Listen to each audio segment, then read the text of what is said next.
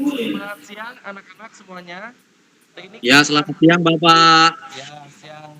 Selamat Ini siang. ada Iwan, ada Dewi, ada Imam ya. Terima kasih sudah mengikuti pelajaran Bapak. Mana yang lain ya teman-teman yang lain? Belum, Pak.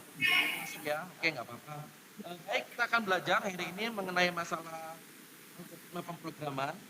Bapak akan coba share untuk materi pembelajarannya, mohon disimak. Nanti kalau misalnya ada yang tidak mengerti, tolong ditanyakan ya. Iya.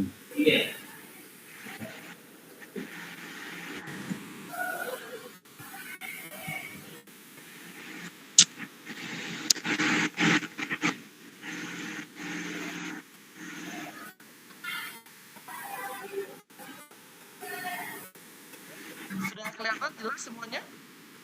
Sudah. Ya Pak, sudah Pak. Baik, hari ini kita akan belajar tentang algoritma dan pemrograman ya, oleh Roni Yusuf Expo, kelas 7, fase D. Apa sih algoritma itu? Ya, algoritma adalah urutan langkah yang dibuat untuk menyelesaikan tugas tertentu. Algoritma akan diterjemahkan menjadi kode program untuk memberikan urutan instruksi pada perangkat komputer. Contoh adalah kita mengambil uang di ATM, ya. Nah, untuk mengambil uang di ATM, kita memerlukan urutan langkah-langkah untuk mengambil uang tersebut ya. Jadi, langkahnya tidak boleh terbalik, langkahnya harus berurutan. Contoh kita mengambil uang di ATM adalah seperti apa? Kita datang dulu ke banknya, langkah pertama, habis itu langkah kedua kita memasukkan kartunya, langkah ketiga adalah kita memberikan PIN-nya, ya, menekan PIN. Langkah keempat kita akan menentukan jumlah uangnya. Nah, itu adalah termasuk contoh algoritma. Urutannya harus sesuai. Kalau misalnya urutannya tidak sesuai, maka tujuan kita mengambil uang di ATM tidak akan tercapai. Contoh,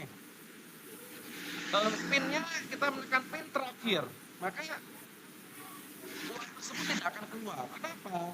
Karena kalau misalnya kita mengambil uang di ATM, maka PIN-nya harus diletakkan di ban ya. Jadi ketika kartunya sudah dimasukkan, kita menekan PIN. Tidak bisa kita menekan PIN dulu, kartunya baru masuk, tidak bisa. Jadi yang disebut algoritma, urutannya harus jelas, urutannya harus betul. Tidak boleh ada yang salah di dalam urutannya. Contoh lagi kita memasak mie instan ya. Apa sih urutan memasak mie instan ini? Ya, kita menyalakan apinya. Langkah kedua adalah kita menaruh air di atasnya terus sampai mendidih. Langkah ketiga kita memasukkan minyak, langkah keempat kita memasukkan bumbunya. Nah, urutan-urutan seperti ini harus jelas, urutan-urutan seperti ini harus tepat. Kalau misalnya kita salah memberikan urutan tersebut, maka tujuan kita bisa gagal.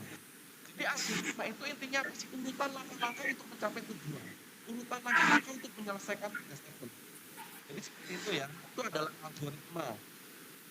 Nah, sekarang kita akan belajar apa sih pemrograman itu. Ya, pemrograman adalah proses pengembangan program, perangkat lunak, komputer, aplikasi atau situs web. Jadi, kalau algoritma itu adalah urutannya, algoritma itu adalah langkah-langkahnya, pemrograman adalah pengembangan dari algoritma tersebut. Ya, jadi pemrograman itu adalah pengembangan dari algoritma tersebut yang akan kita pakai menggunakan bahasa pemrograman tertentu ya. Jadi dalam program itu kita memiliki bahasa komputer yang disebut bahasa pemrograman. Bahasa pemrograman ini ada banyak ya, nanti kita akan lihat satu persatu. Cuman kalau misalnya di kelas 7 ini kita akan belajar mengenai SPED, yaitu pemrograman visual block ya. Coba nih bahasa pemrograman. Bahasa pemrograman adalah bahasa standar yang dimengerti oleh komputer, memungkinkan kita sebagai user memerintahkan komputer sesuai dengan keinginan kita ya. Jadi bahasa pemrograman ini adalah bahasa yang dimengerti oleh komputer ya. Kalau misalnya bahasa Indonesia itu adalah bahasa yang dimengerti oleh manusia, bahasa Inggris dimengerti oleh manusia. Kalau bahasa pemrograman itu adalah bahasa yang dimengerti oleh komputer. Bahasa pemrograman ini ada banyak. Salah satunya adalah bahasa pemrograman tingkat tinggi. Bahasa pemrograman tingkat tinggi itu adalah bahasa pemrograman yang lebih mudah dimengerti oleh manusia. Contohnya, kalau misalnya kita lihat bisa C++, Bisa C, bisa Pascal, bisa Basic, bisa Visual, bisa Delphi. Nah, itu adalah contoh-contoh bahasa pemrograman tingkat tinggi. Ada lagi bahasa pemrograman tingkat rendah. Bahasa pemrograman tingkat rendah itu adalah bahasa pemrograman yang bahasanya lebih mudah dimengerti oleh mesin, oleh komputer. Contohnya adalah assembly ya. Jadi itu adalah contoh-contoh bahasa pemrograman. Kalau misalnya yang lebih simpel itu adalah bahasa pemrograman ya. Coba kita akan lihat lagi, mengapa kita perlu belajar programming? Untuk kita berpikir logis ya. Jadi belajar pemrograman, langkah pertama adalah kita bisa berpikir logis ya. Artinya logis itu adalah urutannya betul, urutannya sesuai. Seperti kita belajar tadi ya, algoritma. Algoritma memungkinkan kita untuk berpikir logis. Kenapa? Karena urutannya tidak boleh terbalik, urutannya harus sekuensial. Ya. Jadi berurutan. Kalau misalnya urutannya salah, maka hasilnya pun akan salah. Ya. Terus yang kedua, kita bisa berpikir sistematis dan melatih ketelitian. Kalau misalnya kita belajar pemrograman, itu salah satu kata, salah sintaksnya ya, kalau misalnya salah ketik koma, itu juga tidak akan jadi programan kita ya. Jadi di dalam belajar programming itu kita berlatih sistematis ya, berpikir logis, melatih ketelitian, dan yang penting adalah kita bisa memecahkan masalah ya. Misalnya masalahnya kita menentukan nilai rata-rata ya. Jadi kita belajar, oh bagaimana kita bisa menentukan nilai rata-rata, bagaimana kita bisa menentukan nilai yang tertinggi, terendah, itu bisa ya. Jadi nanti kita akan belajar memecahkan masalah tersebut. Setuju ya, kita akan belajar pemrograman menggunakan Scratch ya di sini. Jadi kita tidak bisa, bukan tidak bisa ya, kita belum belajar bahasa pemrograman lain ya, tapi kita hanya akan belajar bahasa pemrograman Scratch supaya kita melatih bloknya seperti apa, hasilnya seperti apa, nanti kita belajar. Kondisinya seperti apa, nanti kita akan belajar menggunakan bahasa pemrograman Scratch ya. Coba kita lihat, ini adalah universe dari Scratch ya, atau ruangan semesta dari pemrograman Scratch ini ya. Coba kita lihat, di sini ada motion, ada loop.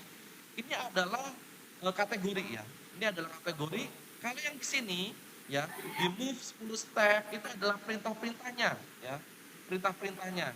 Sedangkan yang ada gambar kucingnya di sini itu adalah previewnya. Jadi perintah apa saja yang kita lakukan di dalam baris program akan kita bisa preview di sini, di spread sini ya, di sini di preview. Nah, kalau yang di bawah di sini ini adalah contohnya untuk mengganti spread atau contohnya untuk mengganti growth ya. Jadi ini adalah ruang lingkup spread kita seperti ini. Kalau kostum di sini kita bisa mengganti kostum, kita bisa mengcustomize ya, gerakan-gerakan atau warna-warna kita bisa ubah. Kalau misalnya di tab sound di sini, di tab sound sini kita bisa juga merekam suara, kita bisa memilih lagu-lagu ya di sini yang akan kita gunakan untuk script kita ini. Baik anak-anak, segitu saja untuk pelajaran kali ini. Kita akan lanjutkan minggu depan dengan pemrograman Scratch. Hari ini kita baru permulaan saja memperkenalkan Scratch, algoritma dan programan. Silakan kalau misalnya ada yang mau ditanyakan, Bapak tunggu.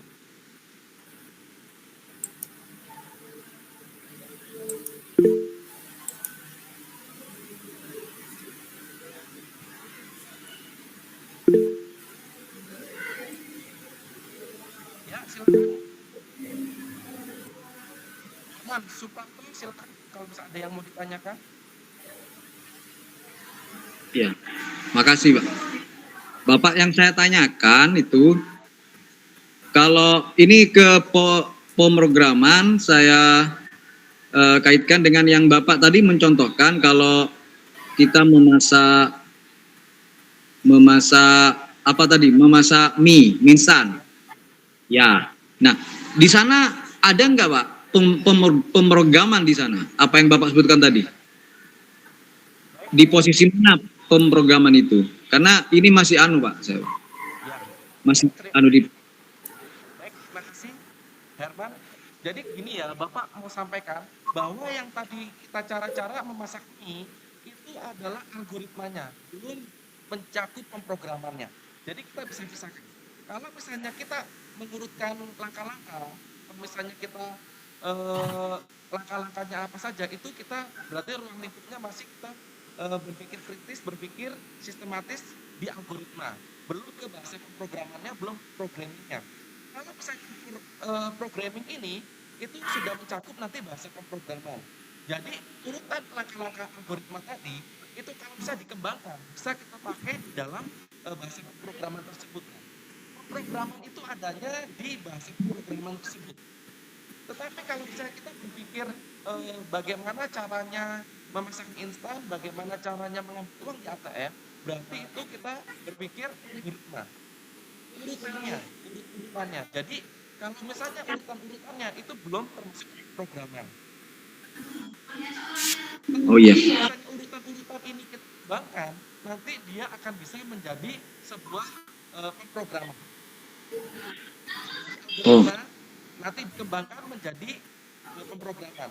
Pemrograman ini akan kita pakai menggunakan bahasa pemrograman. Yaitu bahasa pemrogramannya ada banyak. Ada visual block seperti Scratch, ada C, ada Pascal, ada Delphi, ada Basic, itu ada banyak macamnya. Jadi algoritmanya sama, tetapi sintaksnya atau pemrogramannya atau codingnya itu bisa berbeda-beda tergantung dari bahasanya. Contoh, kalau misalnya kita mau menggunakan selamat pagi di dalam bahasa Indonesia, di dalam bahasa Inggris good morning, betul ya. Di dalam bahasa lain mungkin lain, tetapi artinya sama. Intinya itu gini, algoritmanya satu, memasak mie instan, tetapi nanti di dalam penggunaannya, tiap bahasa itu memiliki struktur yang berbeda-beda. Ya, silakan. Kalau saya ada Ya. yang tanyakan lagi. Jadi pemrograman itu memberikan perintah gitu Pak ya? Berisi tentang perintah ya? Jadi cuman bahasanya itu dimengerti oleh komputer Pak ya? Tetapi Oh. algoritma itu adalah urutan yang bisa dimengerti oleh manusia. Manusia meletakkan urutan-urutannya, setelah itu dikembangkan menjadi urutan di dalam programan ini disebut bahasa pemrograman atau coding biasanya. Jadi jadi program itu adalah algoritmanya dulu. Oh, jadi kalau misalkan ada di mie instan itu ada Pak, itu apa namanya? Ada langkah-langkah itu di kemasan mie instan ada langkah-langkah airnya berapa itu termasuk ke algoritma. Algoritma Pak ya? Iya Pak. Iya Pak, sudah Pak mengerti Pak. Siap, terima kasih. Silakan kalau misalnya ada yang mau ditanyakan lagi, Bapak tunggu.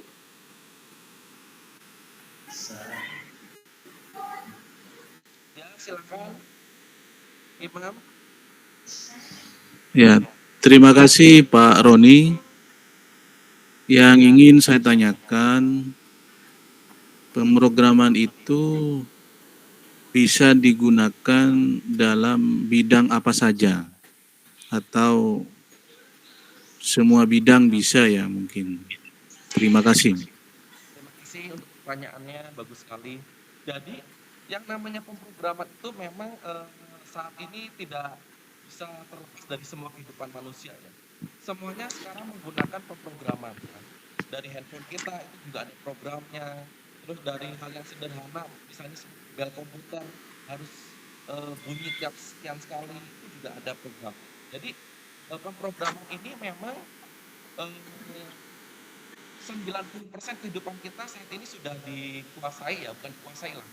Sudah ada yang namanya unsur programnya. Cuman kita memang harus melatih bagaimana caranya kita itu di algoritmanya sendiri. Langkah pertama untuk memprogram itu algoritma. Langkah pertama untuk memprogram itu algoritma.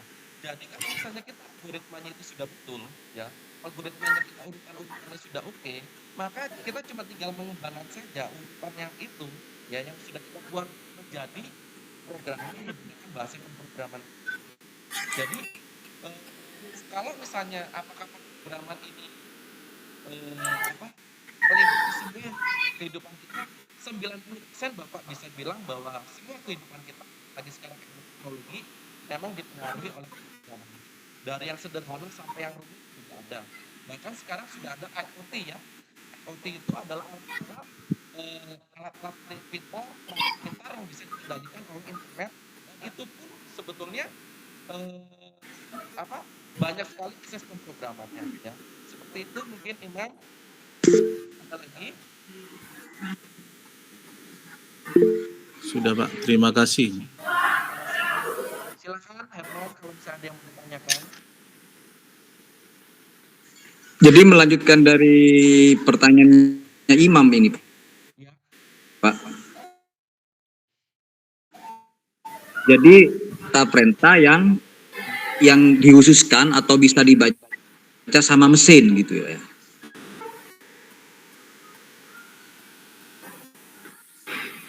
Maksudnya di teknologi isinya itu apa yang teknologi laksanakan itu atas perintah namanya pemrograman gitu Pak ya. Betul ya. Oh gitu ya. Di semua alat ya yang dia bisa berpikir sendiri pasti di dalamnya ada perintahnya, programnya. Memang bahasa pemrogramannya itu banyak sekali macam-macam ya. Ada Kotlin, ada juga yang sederhana atau bahasa tingkat rendah assembly itu ada banyak. Cuman untuk fase D ini kelas 7 kita akan belajar di visual block menggunakan Scratch ya. Jadi memang banyak sekali bahasa pemrograman ya, hampir tiap 6 bulan atau misalnya itu ada bahasa pemrograman baru yang diciptakan untuk memenuhi kebutuhan kita. Saat ini ada AI juga ya, artificial intelligence itu pun menggunakan bahasa pemrograman tertentu ya, supaya atau program atau urutan-urutan langkah tertentu supaya ini bisa menyerupai kecerdasan manusia. Ada lagi? Dewi mungkin mau tanya?